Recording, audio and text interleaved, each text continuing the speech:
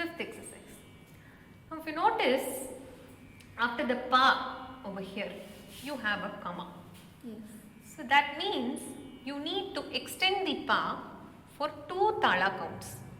So just listen carefully. Sa, re, ga, ma, pa, sa, re. So the pa follows for pa,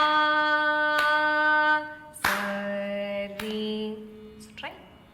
Sa, re, ga, ma, pa,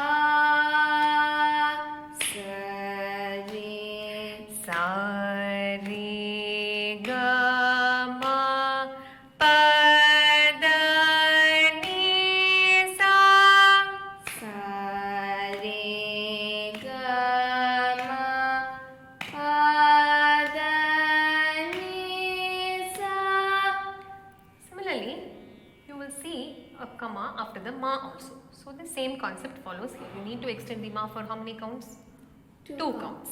So it will be sa, ni, da, pa, ma. Sa, ni. Sa, ni, da, pa, ma. Sa, ni.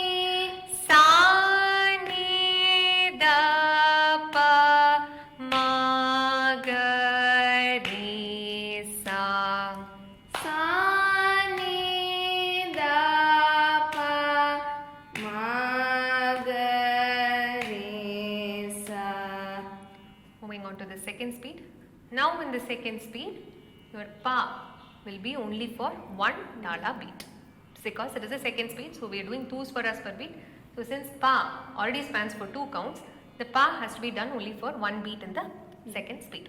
So it is sa, re, ga, ma, pa, sa, re, ga, ma, pa, da, ni, sa.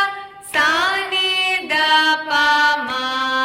Sa, ni, da, pa, ma, ga, re, sa. Going on to the third speed, it will be sa, re, ga, ma, pa, sa, re, ga, ma, pa, da, ni, sa. Sa, ni, da, pa, ma.